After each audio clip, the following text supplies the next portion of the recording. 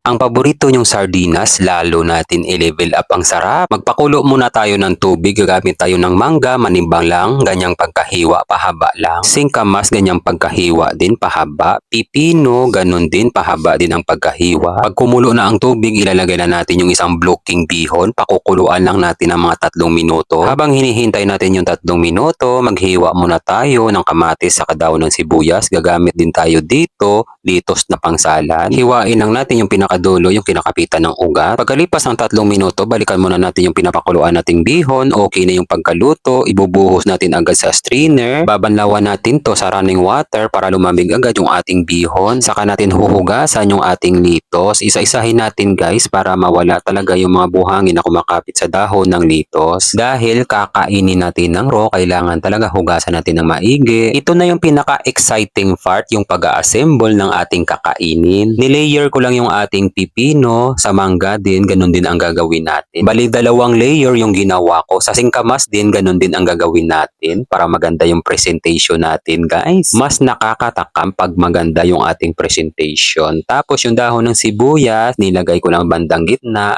Tapos yung kamatis naman sa gilid at ilalagay na natin yung ating pinakuluang bihon. Yung litos naman, tinabi ko lang sa bihon at ibubuhos na natin yung green na sardinas sa red na sardinas yung gamit ko dyan. Ipatong lang natin sa itaas ng bihon. Presentation pa lang, napaka-aesthetic na talaga. Huwag na natin patatagalin to dahil bago sa inyo to, tikiman time na agad. Ito na yung ating sardinas na salad. Mayroon tayong side dish, singkamas, mangga, pipino, kamatis, saka daon ng sibuyas, saka lettuce. At ang masarap nating sardinas na may bihon. Yan ang kakaiba. Dasalan muna natin. God, maraming salamat po sa biyaya na binibigay niyo sa araw-araw. I-bless niyo po yung food na maging silbing lakas sa katawan namin. Amen. Kain tayo guys. Kain Pinas. Kuha muna tayo ng litos.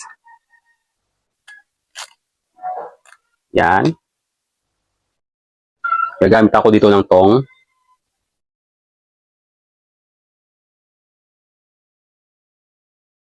Sardinas.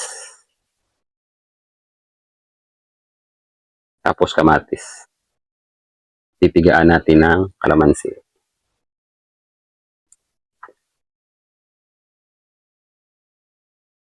Kain.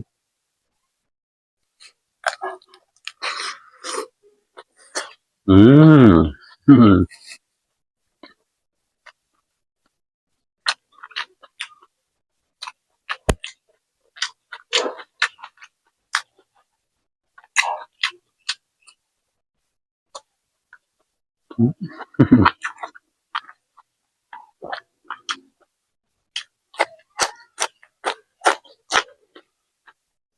Ang sarap ng combination niya. Mapaparami ka nito kapag ito yung may try mo. Lettuce ulit, bihon, lagyan din natin ng sauce. Masarap kainin to guys yung isang subuan, no? Huwag niyong hahatiin kapag kayong kumakain ito. Yan. Tansyahin nyo lang na kaya nyo isubo lahat. Katulad nito, kaya ko siya isubo lahat. Tapos kalamansi.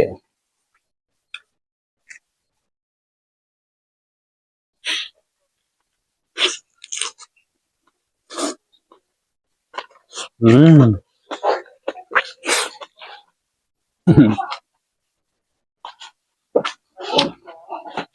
Sarap.